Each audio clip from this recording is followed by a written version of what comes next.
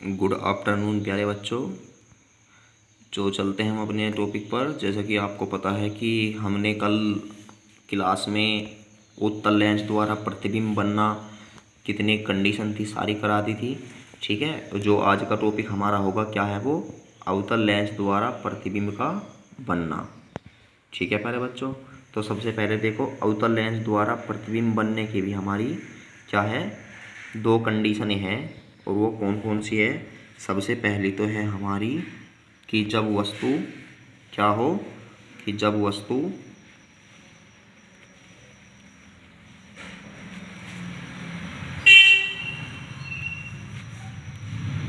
अनंत पर रखी हो।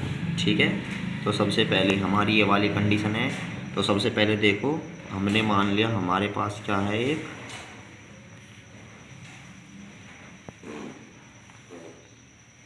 क्या है ये हमारे पास अवतल लेंस है। ठीक है, और वस्तु कहाँ पर रखी है हमारी, अनंत पर रखी है। और ये है हमारा फोकस।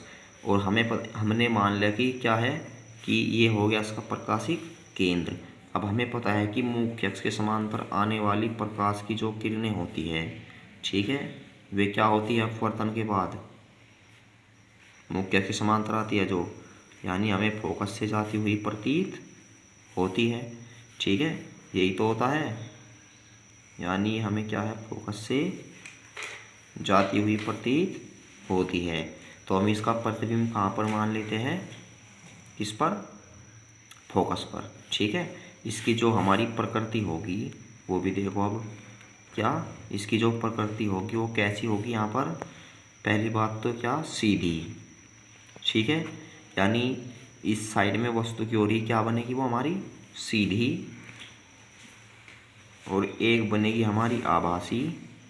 ठीक है, और क्या है, बिंदु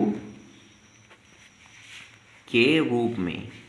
तो हमें इस प्रकार, यानी क्या है, एक बिंदु ही प्राप्त होता है जब कोई वस्तु हमारी अनंत पर रखी होती है। तो हमें पता है कि प्रतिबिंब बनने के लिए दो किरणों का होना आवश्यक है। और जब हमारी दो किरणें क्या है, मुख्य अक्ष के समांतर आती है, तो वे अपवर्तन के बाद क्या है, फोकस से होकर जाती है। यानी ये दोनों किरणें एक दूसरे को फोकस पर ही काटती है और हमें एक बिंदु मिलता है जिसे हम वस्तु का प्रतिबिंब कहते हैं, जिसकी प्रकृति सीधी, आभासी और बिंदु के रूप में होती है। ठीक है प्यारे बच्चों, और जो हमारा नेक्स्ट पॉइंट है वो क्या है, हमारा नेक्स्ट पॉइंट कि जब वस्तु यानी अनंत तथा प्रकाशिक केंद्र, ठीक है प्यारे बच्चों, ओ के मध्य कहीं पर भी स्थित हो। ठीक है, यानी कि ये हो गया हमारा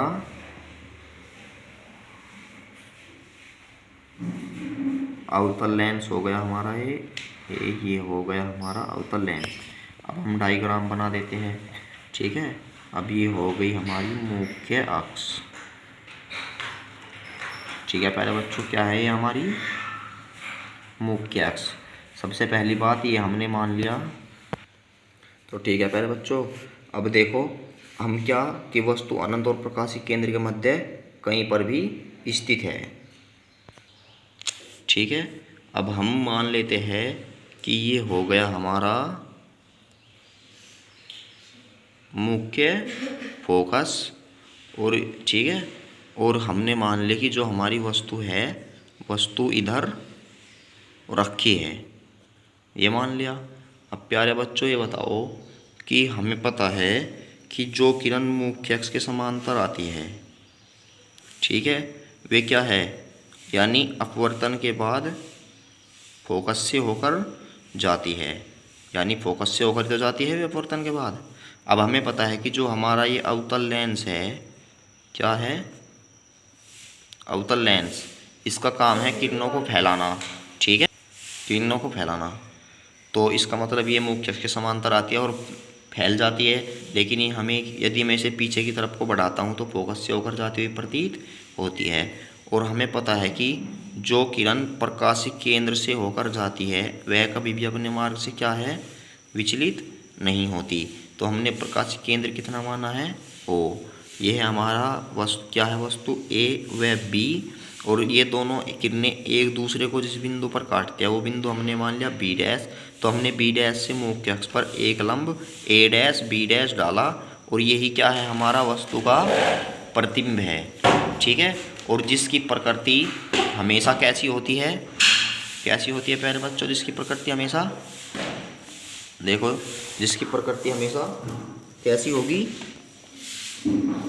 सीधी, और सीधे प्रतिबिंब कैसे होते हैं हमारे, आभासी, और क्या है ये वस्तु से छोटी। तो सभी बच्चों को समझ में आ गया। तो सबसे पहले देखो क्या लिखना है कि सबसे माना, देखो जो उसकी थ्योरी लिखनी है वो आपको ही लिखनी है, मैं बोल रहा हूँ, लिखो। माना किसी अवतल लेंस के सामने मुख्य अक्ष पर कहीं कहीं पर भी कोई वस्तु ए बी रखी है, ठीक है, और जिससे या जिसके बिंदु बी से आने वाली, जिसके बिंदु बी से आने वाली प्रकाश की किरणें, ठीक है, जिसके बिंदु बी से आने वाली प्रकाश की किरणें क्या है, अपवर्तन के बाद फोकस से होकर जाती हुई प्रतीत होती है। ठीक है, ये लिख दिया हमने। इसके बाद जो तुम्हें लिखना है कि तथा दूसरी किरण, तो प्यारे बच्चों पता लग गया होगा कि आपको कि जो जो सबसे पहले देखो, ठीक है, यानी जो प्रकाशिक केंद्र से होकर जाती है वापस चली जाती है वो, यानी वो सीधे निकल जाती है किरण। ठीक है, यहाँ से अब देखो हमें क्या लिखना है कि ये दोनों किरणें एक दूसरे को किस पर काटती है, बिंदु बी पर काटती है, यानी बी डैश पर काटती है। तो बी डैश से मुख्य अक्ष पर एक लंब ए डैश बी डैश डाला, ठीक है, और यही क्या है, हमारा वस्तु का प्रतिबिंब है, और जिसकी प्रकृति कैसी होगी हमारी, आभासी, सीधी, और वस्तु की और हमेशा वस्तु से छोटी, प्रकाशिक केंद्र तथा इसके बीच। तो प्यारे बच्चों समझ में आ गया होगा सभी के। तो अब हम अपने नेक्स्ट पॉइंट पर चलते हैं, या एक बार और देख लो से क्या लिखना है कि बी से क्या लिखना है, देखो कि माना कोई वस्तु अवतल लेंस के सामने मुख्य अक्ष के किसी भी बिंदु पर ए बी रखी है, ठीक है, जिसके बिंदु बी से मुख्य अक्ष के समांतर आने वाली प्रकाश की किरणें अपवर्तन के बाद फोकस से होकर जाती हुई प्रतीत होती है, तथा दूसरी किरण प्रकाशिक केंद्र से जाती हुई, ठीक है, या प्रकाशिक केंद्र से जाकर अपवर्तन के बाद सीधे निकल जाती है। ये दोनों किरणें एक दूसरे को बिंदु बी डैश पर काटती है, और बी डैश से मुख्य अक्ष पर एक लंब ए डैश बी डैश डाला, यही वस्तु का प्रतिबिंब है, जिसकी प्रकृति आभासी, सीधी, वस्तु की ओर, वस्तु से छोटी, प्रकाशिक केंद्र तथा एफ के बीच बनती है, यानी हमेशा एफ और ओ के बीच में बनती है। आई होप अब किसी को डाउट नहीं होगा। तो इसके बाद हम चलते हैं अपने नेक्स्ट टॉपिक पर। देखो नेक्स्ट टॉपिक क्या है हमारे, ये है हमारे लेंस के उपयोग।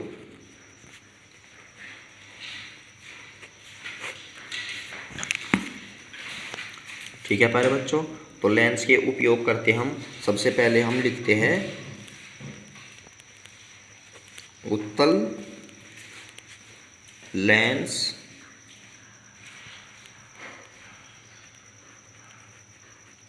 के उपयोग। ठीक है, तो प्यारे बच्चों देखो उत्तल लेंस के उपयोग लिखने हैं। सबसे पहले क्या होते हैं, यानी इसका जो फर्स्ट पॉइंट है, यानी हमेशा जो हमारे कैमरे होते हैं, कैमरे में भी उत्तल लेंस का प्रयोग किया जाता है। ठीक है, क्योंकि उत्तल लेंस का मतलब क्या है कि ये किरणों को क्या करता है, एक स्थान पर एकत्रित करता है। तो इसीलिए लिख दो ये भी कि जो हमारा फोटोग्राफिक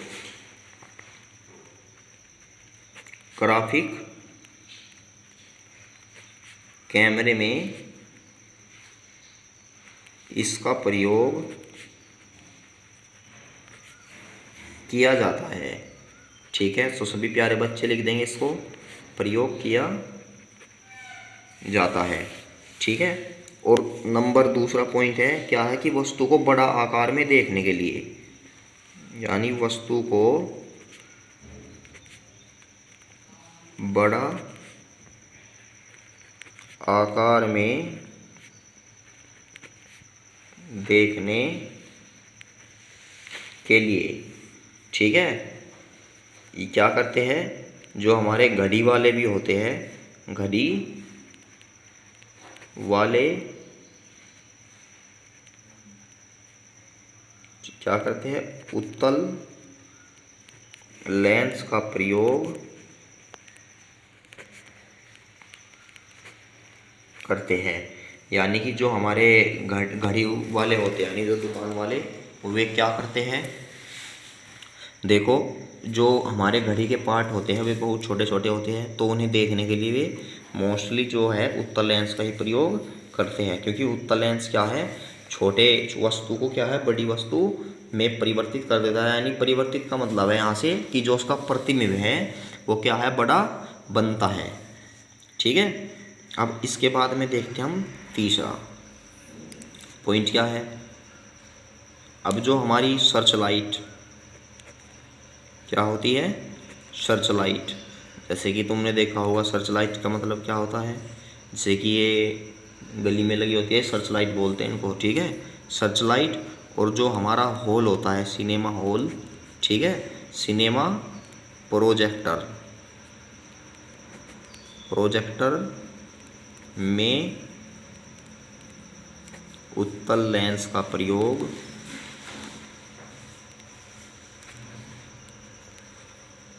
किया जाता है। ठीक है, यानी जो हमारी सर्च लाइट और सिनेमा प्रोजेक्टर होता है उनमें भी किसका प्रयोग किया जाता है, उत्तल लेंस का प्रयोग किया जाता है। और सबसे चौथी बात जो है हमारी, ये इम्पोर्टेंट भी है, लेकिन ये हमारी बात अगले चैप्टर में भी आएगी, कि जो दूरदृष्टि दोष, ठीक है, दूरदृष्टि दोष वाले व्यक्ति भी इसी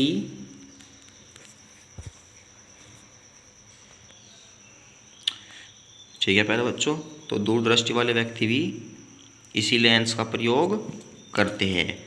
ठीक है, इसी लेंस का प्रयोग करते हैं, क्योंकि जो दूरदृष्टि दोष होता है क्या होता है, यानी इसमें दूर की वस्तु तो साफ दिखाई देती है लेकिन नज़दीक की वस्तुएं साफ नहीं दिखाई देती।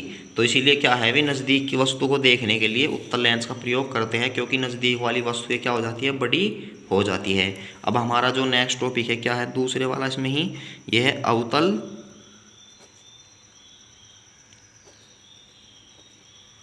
लेंस का प्रयोग। अब देखो अवतल लेंस का जो प्रयोग है वो कहाँ पर किया जाता है। देखो सबसे पहले अवतल लेंस का प्रयोग जो हमारी दूरबीन होती है, यानी कि इसका प्रयोग हम दूरबीन में भी करते हैं।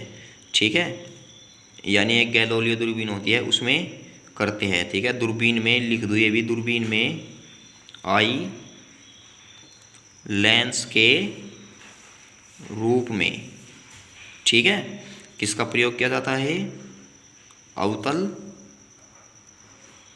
लेंस का प्रयोग किया जाता है। प्यारे बच्चों ये तो कहना थ्योरी पार्ट है, सीधा लिखना ही है, यानी इन पर तो सिर्फ कहना रट्टा ही मारना है, क्योंकि ये तो हमारे क्या है, उपयोग है। अब इसके बाद में क्या है, एक आता है हमारा निकट दृष्टि दोष, क्योंकि दूर दृष्टि दोष में तो प्रयोग करते हैं हम किसका, उत्तल का, और निकट दृष्टि दोष में, ठीक है, इसका प्रयोग किया जाता है। ये बात हो गई हमारी। और तीसरा जो हमारा पॉइंट होता है, जो दरवाजे होते हैं, ठीक है, यानी जो हमारे दरवाजे होते हैं उन दरवाज़ों में क्या, जासूसी छेद, जासूसी छेद का मतलब है कि बहुत ही बारीक छेद बना दिया जाता है, जिससे सारा सारा हम देख सके बाहर क्या हो रहा है, क्या घटना घट रही है। ठीक है, जासूसी छेद के रूप में किया जाता है। तो प्यारे बच्चों यहाँ तक सभी को समझ में आ गया होगा। तो अब चलते हैं हम अपने नेक्स्ट टॉपिक पर। क्या है हमारा नेक्स्ट टॉपिक, तो प्यारे बच्चों हमारा जो नेक्स्ट टॉपिक होगा अब क्या है कि बिना स्पर्श के उत्तल व अवतल लेंस की पहचान।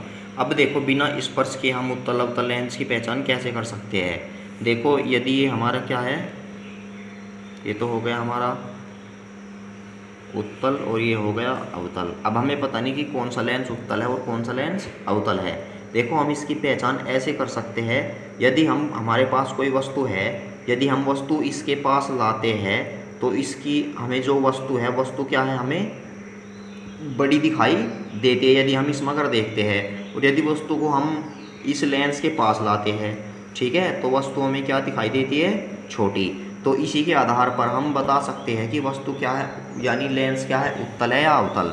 देखो यानी किसी भी लेंस के पास जब हम वस्तु को ले जाते हैं, यही लिखना है कि किसी भी लेंस के पास जब हम वस्तु को ले जाते हैं तो वस्तु हमें बड़ी दिखाई देती है, इसका मतलब वह लेंस उत्तल है। और जब वस्तु छोटी दिखाई देती है तो वह लेंस क्या है, अवतल है।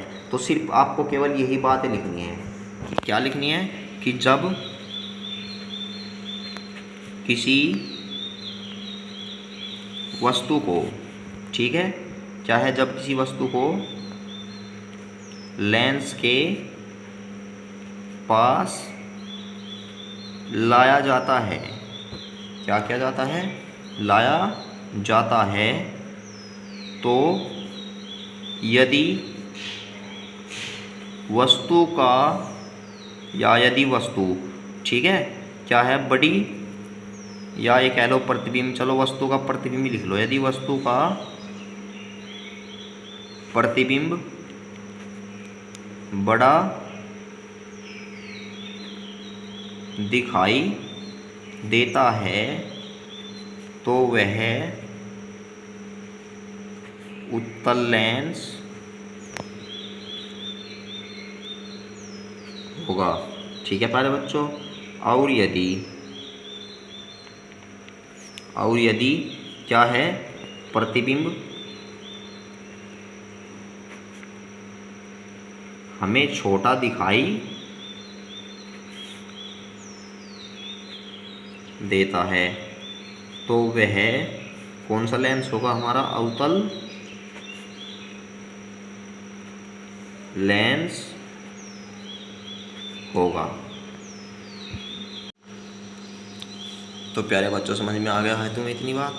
तो इसके बाद में देखिए वह क्या होगा, हमारा अवतल लेंस होगा। अब देखो यहाँ से इसके बाद में ये तो हो गया हमारा, यदि हम बिना स्पर्श कैसे बता सकते हैं, और यदि हमें ये कहा जाए कि हम स्पर्श करके कैसे बता सकते हैं, ठीक है, यानी स्पर्श करके हम कैसे बता सकते हैं। तो प्यारे बच्चों स्पर्श करके हम वैसे ही सुन लो, स्पर्श करके कि वे यदि हम किसी फीची को लेकर, पैमाने को लेकर इस पर रखा जाए, ठीक है, यदि पैमाना इसके दोनों किनारों को टच करता है तो इसका मतलब है कि वह लेंस हमारा क्या है, अवतल। और यदि लेंस क्या है, इसके दोनों किनारों को टच नहीं करता तो इसका मतलब है वह क्या है, हमारा उत्तल लेंस। बस ये वाली बात है। अब इसके बाद चलते हैं हम लेंसों की चिन्ह परिपाटी। क्या है, लेंसों की चिन्ह परिपाटी पर चलते। ठीक है प्यारे बच्चों, तो लेंसों के लिए हम क्या करते हैं, अब चिन्ह परिपाटी। देखो ये हो गया हमारा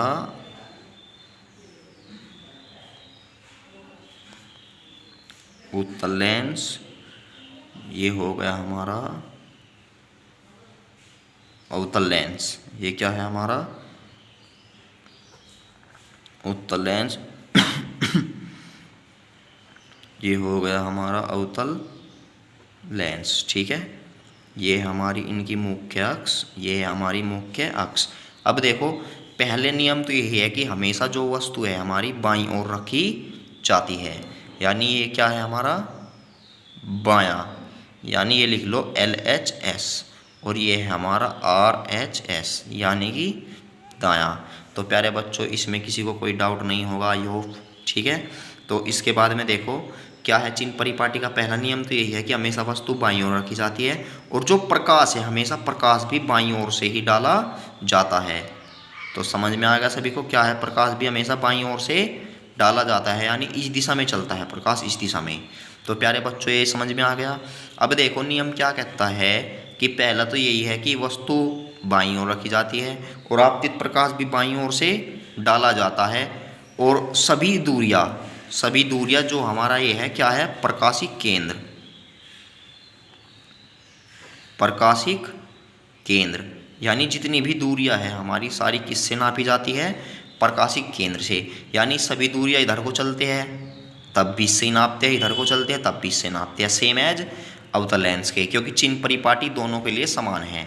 तो देखो, यदि हम आपतित प्रकाश की दिशा में, क्या है, आपतित प्रकाश की दिशा में जितनी भी दूरी नापते हैं वे तो लेते हैं हम पॉजिटिव, यानी कि आपतित प्रकाश की दिशा में हम जितनी भी दूरी नापते हैं वे लेते हैं पॉजिटिव। लेकिन हम आपतित प्रकाश इस दिशा में ही तो है, और यदि हम आपतित प्रकाश की विपरीत दिशा में चलते हैं तो वे दूरियां लेते हैं हम निगेटिव, यानी आपतित प्रकाश की विपरीत दिशा में चलते हैं इस लेंस के लिए भी लेते हैं निगेटिव। तो प्यारे बच्चों, ये समझ में आ गया। और इसके बाद ये क्या है, हमारी मुख्य अक्ष, यानी जब भी हम मुख्य अक्ष के ऊपर की ओर, क्या है, मुख्य अक्ष के ऊपर की ओर जितनी भी दूरियां नापी जाती है वे भी सारी क्या लेते हैं हम पॉजिटिव, और नीचे की ओर जितनी भी दूरियां नापी जाती है वे क्या लेते हैं हम निगेटिव। इसी प्रकार हमारा क्या है, उत्तल, ये अवतल लेंस के लिए है, ऊपर की ओर नापी गई दूरियां क्या होती है हमारी पॉजिटिव, और नीचे की ओर नापी गई दूरियां निगेटिव। तो प्यारे बच्चों, चिन्ह परिपाटी सभी की समझ में आ गई है, ठीक है।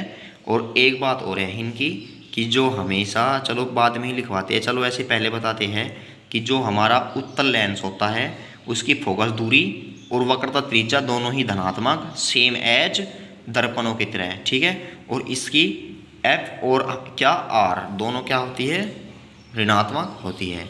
तो अब हम लिखते हैं, जो जो मैंने आपको बताया है उसे नोट डाउन करते हैं। पहला जो नियम है कि वस्तु हमेशा लेंस के बाईं ओर रखी जाती है, ठीक है प्यारे बच्चों। और दूसरा जो नियम है हमारा, दूसरा नियम क्या है, ये है हमारा कि ये लिख दो कि जो वस्तु है हमेशा बाईं ओर रखी जाती है, और आपतित प्रकाश, ये लिखा बताया था मैंने, आपतित प्रकाश हमेशा बाईं ओर से डाला जाता है या आपतित करते हैं। और तीसरा पॉइंट क्या लिखवाया था मैंने, कि सभी दूरियां क्या है, किससे नापते हैं, सभी दूरियां प्रकाशिक केंद्र से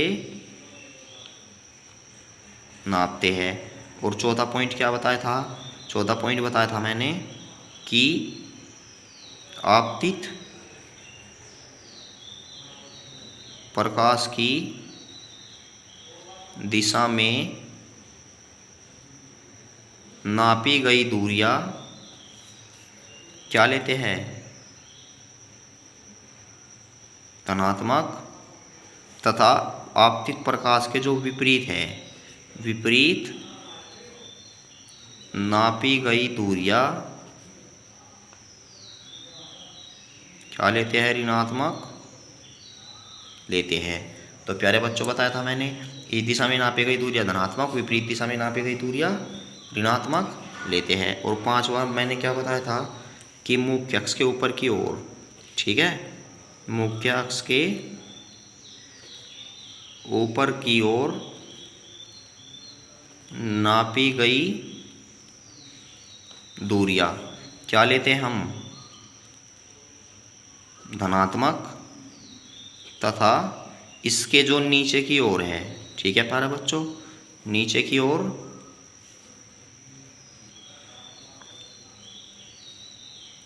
नापी गई दूरियां, ठीक है, नापी गई दूरियां क्या लेते हैं हम, ऋणात्मक लेते हैं। तो प्यारे बच्चों, समझ में आ गया। और नंबर 6 पे लिख दो कि जो हमारा उत्तल लेंस होता है, यानी उत्तल लेंस की फोकस दूरी, ठीक है प्यारे बच्चों। तो उत्तल लेंस की फोकस दूरी तथा वक्रता त्रिज्या क्या लेते हैं हम चिन्ह परिपाटी के अनुसार, धनात्मक, और जो हमारा अवतल लेंस रहता है, अवतल लेंस की क्या लेते हैं हम, ऋणात्मक लेते हैं। तो आई होप आपको ये जो हमारा टॉपिक है समझ में आ गया होगा चिन्ह परिपाटी का। ठीक है प्यारे बच्चों, तो आपको ये नोट डाउन करना है और नोट करके इसको अच्छी तरह समझना भी है। जो समझ में ना आया हो एक बार वीडियो को पीछे करके देखे जहाँ जब मैंने डायग्राम बनाए थे। तो हम अपने अब नेक्स्ट टॉपिक पर चलते हैं। अब देखो हमारा जो टॉपिक है लेंस सूत्र, ये न्यूमेरिकल में काम आएगा। लेंस का सूत्र होता है 1/f बराबर 1/v माइनस के 1/u। ठीक है, एफ क्या है हमारी, देखो यहाँ पे ये भी लिख देता हूँ कि जहाँ एफ क्या है हमारी फोकस दूरी। ठीक है प्यारे बच्चों, और वी क्या है हमारी यहाँ पर, यानी प्रतिबिंब की लेंस से दूरी, और यू है हमारी वस्तु की लेंस से दूरी। तो ये चित्र सभी को मतलब फॉर्मूला समझ में आ गया, क्योंकि इसी फॉर्मूले का यूज हम उत्तल के लिए करते हैं और इसी का हम अवतल के लिए करते हैं, और एग्जाम में 1 नंबर में लिखना आ जाता है। ठीक है, तो हमारा जो नेक्स्ट टॉपिक है वो क्या है, रेखीय आवर्धन। तो प्यारे बच्चों रेखीय आवर्धन क्या है हमारा नेक्स्ट टॉपिक, क्या है रेखीय आवर्धन। अब जैसे कि हमारा दर्पण में होता था रेखीय आवर्धन, सेम उसी प्रकार है। तो क्या कहते हैं हम, ये बताओ दर्पण में क्या होता था, ये तो होता है प्रतिबिंब की लंबाई बटे वस्तु की लंबाई। तो इसी प्रकार लेंसों में भी यही होता है, क्या है कि लेंस द्वारा बने प्रतिबिंब की लंबाई। ठीक है प्यारे बच्चों, लेंस द्वारा बने प्रतिबिंब की लंबाई तथा वस्तु की लंबाई का अनुपात क्या कहलाता है हमारा, रेखीय आवर्धन कहलाता है। ठीक है प्यारे बच्चों, और इसे हम किससे प्रदर्शित करते हैं, स्मॉल m से प्रदर्शित करते हैं। तो रेखीय आवर्धन में क्यों किसी को कोई डाउट नहीं होगा। तो m बराबर क्या होता है हमारा, ये होता है प्रतिबिंब की लंबाई और बटे वस्तु की लंबाई। यानी m बराबर, यदि मैं प्रतिबिंब की लंबाई मान लूँ कितनी h डैश और वस्तु की लंबाई मान लूँ मैं h, तो फॉर्मूला हो जाएगा ये। लेकिन हमें मतलब एक फॉर्मूला हम इसमें 12th में सिद्ध करते हैं, क्या होता है कि जहाँ इसे तो मान लेते हैं हम समीकरण 1, यानी कि एक फॉर्मूला होता है हमारा m बराबर v और u के पदों में v/u प्लस के। ठीक है, यानी जब हमें v और u का मान दे देता है तो एक फॉर्मूला होता है हमारा m बराबर v/u। तो m की वैल्यू मिल गई, इसे मान लेते हैं हम समीकरण 2। तो समीकरण 1 व 2 से, समीकरण 1 व 2 से दोनों m के इक्वल है, तो इसका मतलब h डैश अपॉन h बराबर v/u। ठीक है, तो हमें क्या मिल जाता है, एक ये रिलेशन मिल जाता है, क्योंकि ये भी m के इक्वल है और ये भी m के इक्वल है, तो इसका मतलब दोनों ये भी आपस में इक्वल हो गए। तो आई होप समझ में आ गया होगा सभी के। ठीक है, तो एक हम यहाँ से इसका एक नोट पॉइंट लिखते हैं। नोट पॉइंट क्या लिखते हैं हम,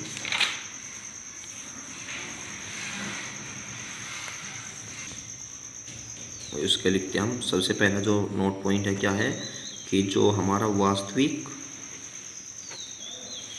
प्रतिबिंब होता है उसके लिए जो हमारा रेखीय आवर्धन का मान होता है हमेशा ऋणात्मक होता है। क्या होता है, हमेशा ऋणात्मक। ये तुम्हें थ्योरी के रूप में लिखना है। और इसी प्रकार जो हमारे आभासी प्रतिबिंब के लिए m का मान क्या होता है हमारा, धनात्मक होता है। ठीक है, और नंबर दूसरा पॉइंट क्या है कि जो हमारा उत्तल लेंस है, उत्तल लेंस, ठीक है, उत्तल लेंस के लिए जो हमारा m है, m का मान क्या है, धनात्मक, यानी धनात्मक तो कटिंग करो, ये होता है यानी 1 के बराबर, ठीक है, या बड़ा या इससे छोटा होता है। और जबकि जो हमारा क्या होता है, अवतल लेंस होता है, जबकि अवतल लेंस के लिए हमेशा क्या होता है, एक से छोटा ही होता है, जबकि अवतल लेंस के लिए एक से छोटा होता है। तो प्यारे बच्चों समझ में आ गया होगा कि उत्तल लेंस के लिए m का मान हमेशा क्या होता है, एक के बराबर बड़ा और ठीक है, या क्या हो सकता है उससे छोटा होता है, जबकि अवतल लेंस के लिए हमेशा क्या होता है, एक से छोटा होता है। अब हमारा चलते हैं नेक्स्ट टॉपिक पर, क्या है, लेंस की क्षमता। अब लेंस की क्षमता क्या होती है, तो इसके बाद में क्या है हमारा टॉपिक, लेंस की क्षमता। देखो लेंस की क्षमता क्या होती है, यह होती है हमारी फोकस दूरी का व्युत्क्रम, यानी यदि हम फोकस दूरी का उल्टा कर देते हैं तो यही हमारी क्या कहलाती है, लेंस की क्षमता।